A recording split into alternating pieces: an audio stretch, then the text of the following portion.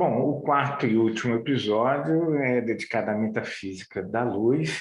A gente já conversou com o que a gente está entendendo metafísica, que é esse pensamento dualista, e o tema da luz, é algo muito antigo, que está muito arraigado na nossa cultura, na nossa memória, na nossa fala cotidiana, que é a gente associar luz com vida, luz com conhecimento, e tudo que é falta de luz com ignorância, com, com o mal e com o sofrimento. Eu tento, nesse episódio, fazer uma pequena história dessa divisão que a gente repete em vida cotidiana, diz que é uma pessoa de muita luz e valoriza as pessoas que acordam cedo, e temos medo das pessoas que trabalham à noite, as profissões noturnas, parece que elas são sempre um pouco fora da lei. E, de novo, a gente vai colocar um tema se muita luz não é também perigoso, se a gente não precisa um pouco de escuridão, não só para ver melhor, mas também para descansar um pouco da luz. E também se tem uma maneira da gente escapar dessa supervalorização da luz em detrimento da escuridão e das sombras, sem ser uma vera inversão ou mega valorização da escuridão e das sombras e uma negação de tudo que está associado com a luz. Então, no módulo da noite, eu ia falar sobre a metafísica da luz, primeiro ponto, e depois falar sobre a pergunta como pensar a noite enquanto noite. Sobre a metafísica da luz, é a mesma coisa do que a gente já está falando, na metafísica da voz, do belo. Há uma lógica de dualismo hierárquico na nossa cultura ocidental, predominante, sempre exceções, mas a ideia de que a gente associa luz com conhecimento, luz com racionalidade, trevas com ignorância, e a gente está chamando, que o Brasil está vivendo uma era de trevas e coisas desse tipo, e chama a Idade Média de Era das Trevas. Existe sem falar de coisas mais sutis, né?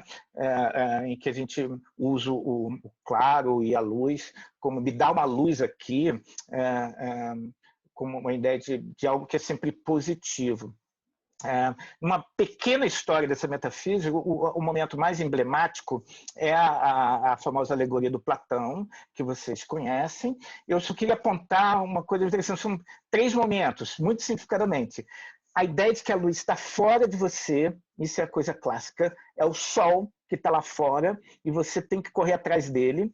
E eu acho incrível na alegoria do Platão que o cara está na caverna há um tempão, que nem a gente está nesse isolamento, e finalmente você pode ir para o sol, para a praia, e qualquer brasileiro ia ficar lá pegando um sol, recuperando um pouco a cor, mas o cara que vê a luz do sol na alegoria do Platão, ele volta para contar para os outros, porque faz parte para o Platão de você vislumbrar o conhecimento, uma relação ética de compartilhar isso, querer compartilhar isso com os outros.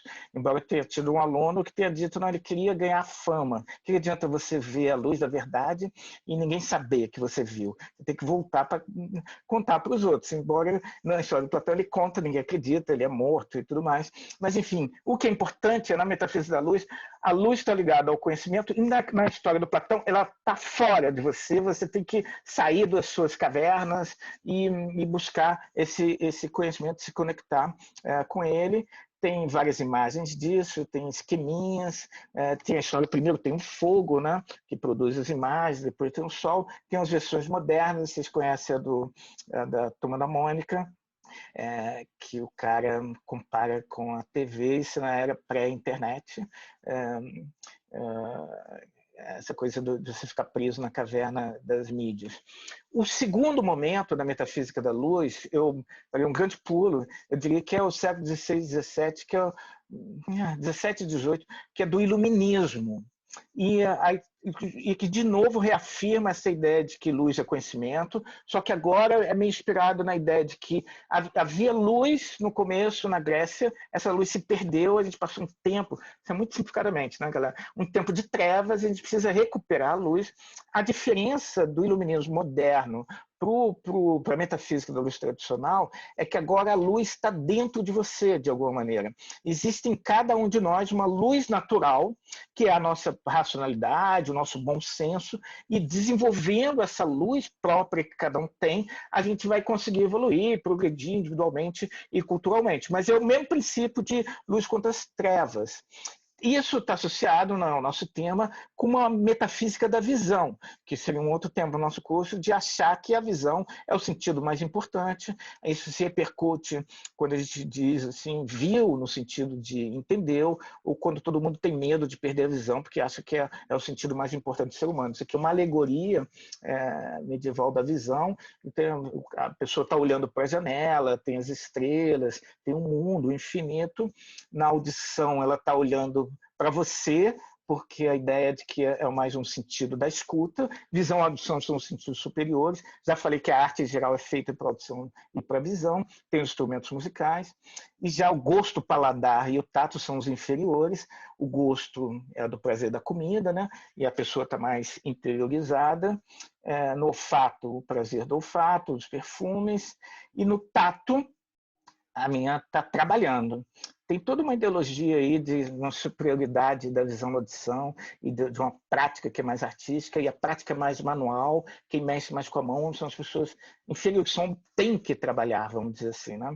Mas, enfim, a suposta superioridade da visão está associada à metafísica da luz, é isso que eu queria apontar muito rapidamente. Aí tem toda essa imagética da era das trevas, da escuridão, tem várias, tem a Idade Média, mas tem vários outros momentos em que isso é descrito. O Descartes ele vai escrever um texto que se chama A Busca da Verdade pela Luz Natural. Então, ele defende que cada pessoa tem uma luz em si própria que precisa ser desenvolvida e pode ser desenvolvida. Ele diz uma frase que eu gosto muito de parodiar, que a coisa mais bem compartilhada no mundo é esse bom senso. Todo mundo tem, então qualquer pessoa pode por si próprio ampliar e se contagiar da luz. Eu brinco que o que todo mundo tem, a coisa mais bem compartilhada do mundo é a dor de cotovelo. Todo mundo ou já teve, ou está tendo, ou vai ter, mas é só uma brincadeira com o Descartes. Mas o que é importante é, na Grécia a luz estava fora, na modernidade a luz está dentro, foi interiorizada. E o Descartes, não sei se vocês conhecem, ele tem esse diálogo em que ele faz uma conversa entre três figuras, um que se chama Eudóxio, que em grego quer dizer o que tem pensamento próprio ou opinião própria, e ele está conversando com um cara chamado Poliandro, que é poli de muitos e andro de homem, quer dizer todo mundo, aquele que pensa por todo mundo. E tem ainda um terceiro cara que chama Epistêmes, que é o cara que só estuda os livros e não tem nenhuma sabedoria prática. E no final da conversa, o Eudóxio ganha o debate tanto com o cara que é o todo mundo, qualquer um, é o meio do agente, o senso comum, quanto o erudito que só fica estudando os livros, mas não confia na sua própria racionalidade. Enfim, esse é o tema desse segundo momento. E aí eu acho que tem um terceiro momento da metafísica da luz, que é uma tentativa de quebra, e os dois principais luminares, para dizer ironicamente, são Hegel e Nietzsche. O Hegel é o começo do fim da metafísica da luz, e o Nietzsche é o fim do fim. Ele fecha a porta. O Hegel, não vai dar para explorar isso, mas ele é o primeiro cara a dizer que a pura luz não adianta nada, a pura luz ela se aproxima à pura noite, e o puro ser se aproxima ao puro nada. Isso você não começa nada partindo do puro ser ou partindo do puro nada. No Parmênides é assim, só o caminho do ser leva a alguma coisa, o caminho do nada não leva a lugar nenhum. E o Hegel, no começo da ciência da lógica, vai dizer o que existe no mundo é sempre mistura de ser e nada. Tudo é misturado de ser e nada, e é tudo misturado de luz e de trevas. E isso é o devir do mundo, e a dialética tenta dar conta disso. O único problema, esse é muito rápido, é que para o Hegel essa mistura de luz e trevas é sempre, na mistura, na unidade dialética, há uma prioridade da luz. é sempre ela mais importante do que as trevas e o ser é sempre mais importante do que o não ser. Ele escapa da dualidade, tenta juntar as duas, mas quando junta, continua mantendo uma hierarquia. Isso aí é tema para um curso de 10 anos, só estou antecipando. Citações, o Nietzsche, no Zaratustra, ele tem várias passagens falando da cor da sabedoria trágica, do Apolíneo, dionisíaco, de uma arte que só está nessa cor da luminosidade, e da importância de uma arte, de uma filosofia que faça essa mistura de luz e de sombra. Tem a famosa Canção da Noite do Zaratustra, que eu acho que é legal vocês lerem, e aí ele abre potencial para duas coisas que eu chamaria o terceiro momento da metafísica da luz, que é a metafísica da luz, a ideia de que a luz é o conhecimento, a escuridão é só a ausência de luz, é a ignorância.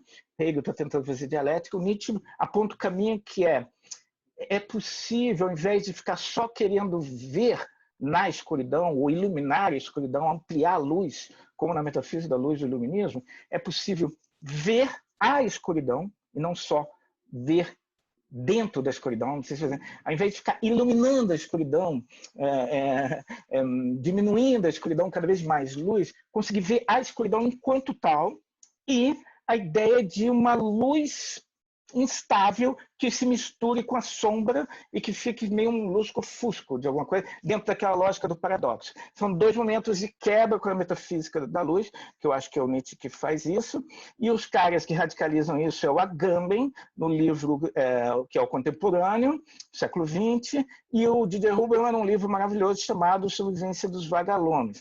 Tudo isso a gente está correndo aqui, mas no Agamben ele tem essa passagem: contemporâneo é aquele que mantém fixo o olhar no seu tempo para nele não perceber só as luzes, isso é moderno, mas o escuro. Pode-se dizer contemporâneo apenas quem não se deixa cegar pelas luzes do século e consegue entrever neles a parte da sombra, a sua íntima obscuridade. Contemporâneo é aquele que recebe em pleno rosto o facho das trevas que provém do seu tempo. Isso que é a ideia do pós-moderno, seria uma outra polêmica que eu queria levar. O moderno está tentando ampliar a luz, iluminar tudo, e acha que a solução para tudo é razão, cada vez mais razão, e acabar com as trevas. Essa alternativa do pós-moderno, que eu acho que está inspirado nisso, é uma ideia de quebrar com essa dualidade, apostar um pouco na lógica do paradoxo, mas conseguir ver também a luz própria da noite, vamos dizer assim, ou o modo próprio da noite e da escuridão. No Didier Huberman, ele se inspira no texto do Pasolini, que fala que um texto super atual de que os vagalumes estavam desaparecendo nas cidades grandes por conta do crescimento dos holofotes e das luzes artificiais, mas há toda uma simbologia do holofote como aquela racionalidade, a luminosidade, o controle, a técnica, e há uma defesa aí desse vagalume, dessa luz que é e não é, e que é meio instável. Não sei se vocês já viram vagalumes, vocês de cidade, não sei a última vez que vocês viram vagalumes, é muito raro ver aqui no Rio, por exemplo, mas tem uma ideia de ser uma coisa meio alternativa a esse projeto de iluminar tudo e de iluminar a noite. É isso, sobre a metafísica da luz. Aí, muito rapidamente, sobre as estéticas da noite, eu comecei a ver isso, eu fui convidado para falar sobre fotografia noturna, e é um tema que eu não conhecia, e fotografia quer dizer escrita com luz. Eu pensei, pô, que raios que é uma fotografia noturna? É uma escrita com escuridão, é o contrário da fotografia. E aí vi uns trabalhos muito legais das pessoas, explorando aí esses contrastes. E aí começou a surgir minhas perguntas: se a fotografia noturna ela quer iluminar a noite ou ela quer mostrar a noite enquanto noite? É um tema que eu debati com os fotógrafos.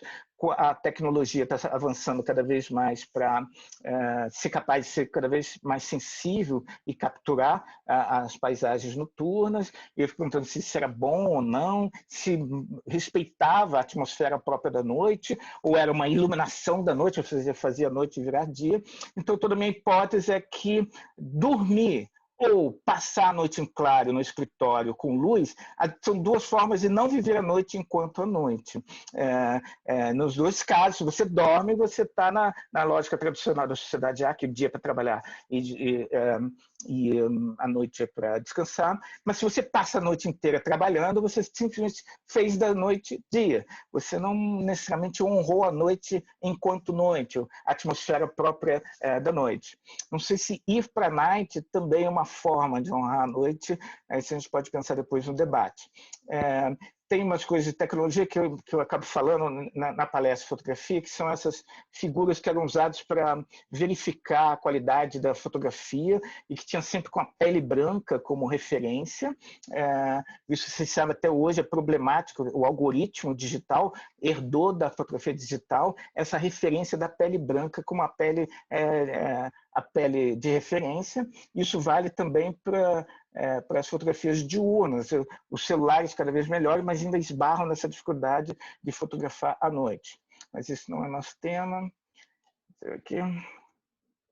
Tem várias fotografias que são famosas, fotografias noturnas, braçar. A pergunta o que é a noite, eu já respondi, já antecipei. Não dá para dizer o que a noite é. A noite pertence mais à lógica do acontecimento, não é uma coisa.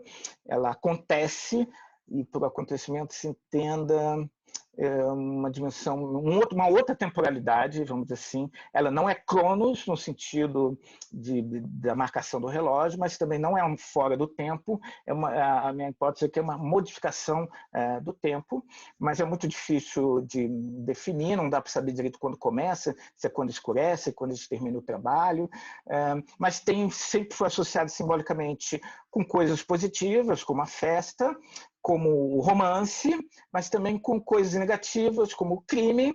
Então, a fotografia noturna do jornalismo sempre foi associada a situações de quebra da lei, porque a noite é o horário ideal para quebrar a lei, para ser fora da lei, e para os fantasmas e para os pesadelos e para as criaturas da noite.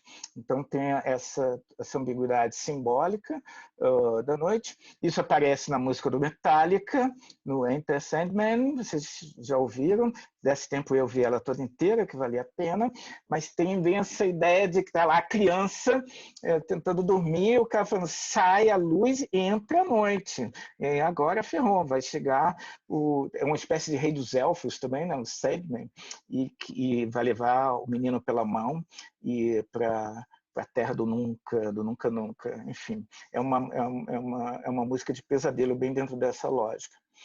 Também o Darth Vader, a história do lado negro da força, né, reproduz um pouco essa lógica dessa dualidade. E aí eu faço uma pequena história da noite, muito significadamente, galera, na cultura judaico-cristã, existia uma escuridão, mas chega um ser que é luz e faz existir dia e noite. E, basicamente, na história, desse ponto de vista, tem 3 momentos.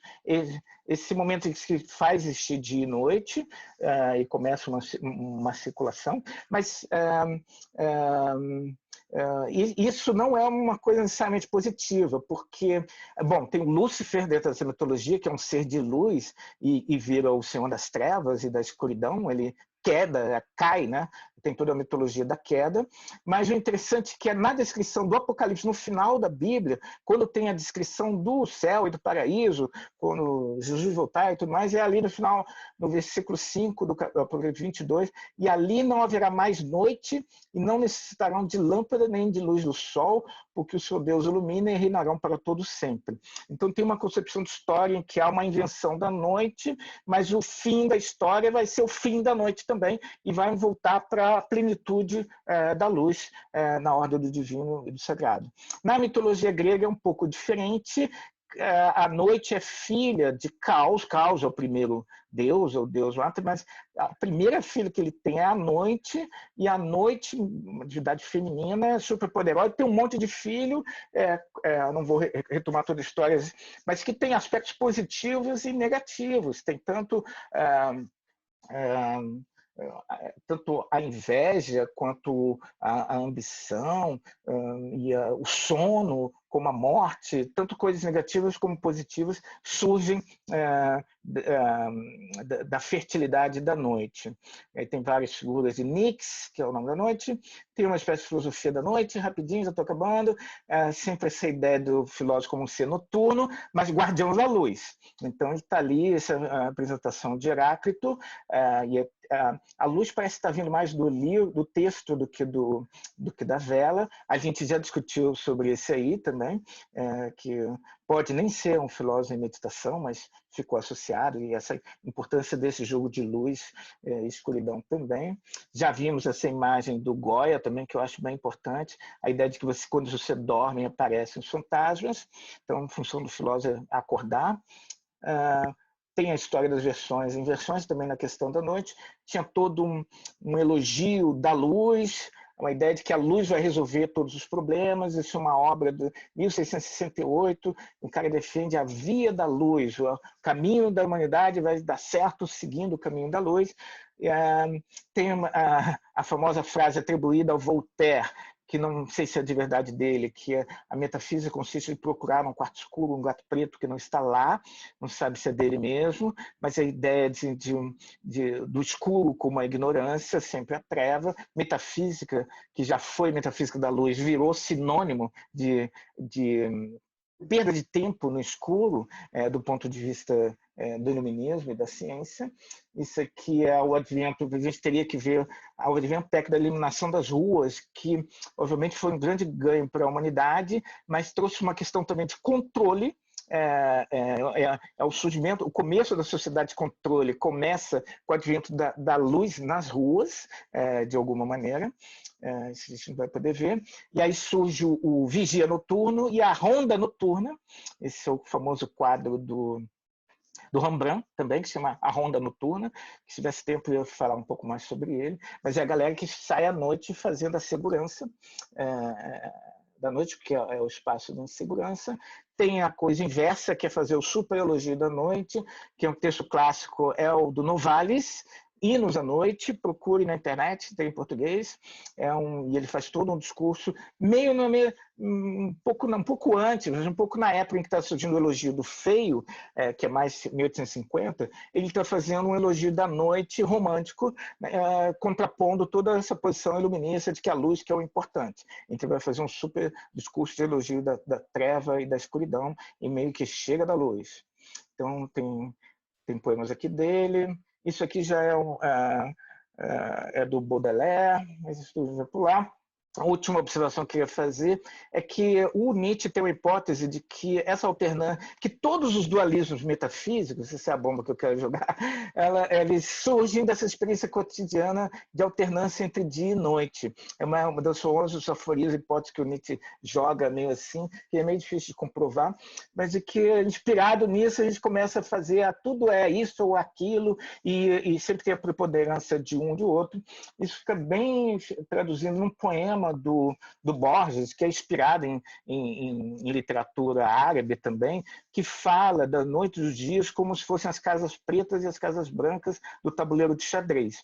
É um poema muito espetacular, em que ele fala que o jogador move as peças, e as peças são prisioneiras do jogador, elas fazem o que o jogador quer, mas ele termina assim: também o jogador é prisioneiro, é uma máxima de Omar, no escritor árabe, de um tabuleiro de negras noites e brancos dias, como se a nossa vida fosse uma oscilação num tabuleiro, só que tem deuses que estão jogando a gente é peça de um jogo de xadrez de deuses, Deus move o jogador, e esse é a peça, que Deus, detrás de Deus, o ardil começa, de pó e tempo e sonho e agonia. A gente pergunta, deve ter um Deus que mexe os deuses também, mas enfim, trabalhando nessa lógica do dualismo. O que me interessa são as duas coisas, da ideia de transversão, a capacidade de ver a noite enquanto tal, e não apenas iluminar a noite, ocupar a noite, fazer a noite virar o dia, e a lógica do paradoxo, que eu acho que fica bem legal, tanto na imagem do Vagalume, mas também nesse famoso quadro do Magritte, que vocês veem que ele mistura duas paisagens impossíveis, uma paisagem diurna e uma paisagem noturna, simultaneamente. Essa visão é impossível de se ter. E ele mistura as duas de forma paradoxal, e eu acho isso uma das maneiras de quebrar e de fazer transversão. Gosto desse poema aqui, que diz: já é noite, a gente fala está de noite, não? Uma coisa assim, e a pessoa, é um poema, a pessoa depende. Depende de quê? Depende da gente. A ideia de que é uma relação, a gente faz noite acontecer e não algo que existe independente, objetivamente, e que precisa ser preservado.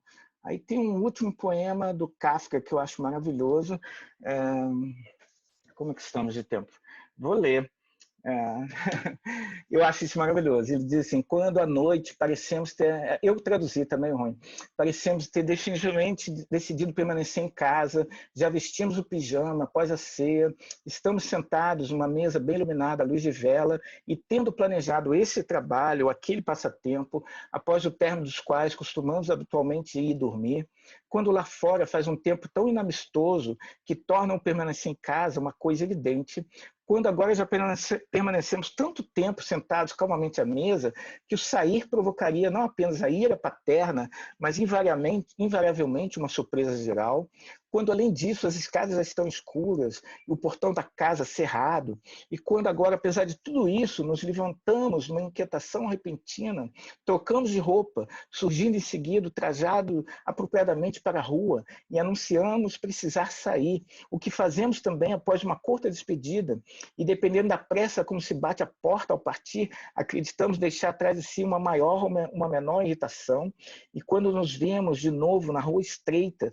com os membros correspondendo com uma mobilidade fora do comum a essa liberdade inesperada que lhes foi proporcionada, quando, através dessa resolução singular, sentimos toda a capacidade de decidir concentrada em nós, quando reconhecemos com maior significação do que de hábito, de que se tem muito mais força do que necessidade de realizar e de suportar facilmente a mais rápida mudança, e quando percorremos dessa forma as ruas estreitas e compridas, então, por essa noite, estamos como que apartados completamente da nossa família, que oscila no inessencial, enquanto nós mesmos, totalmente firmes, um vulto enegrecido, vibrando as pernas de alegria, nos elevamos à nossa verdadeira estatura.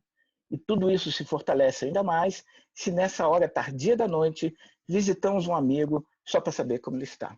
Isso, para mim, é viver a noite enquanto noite à noite.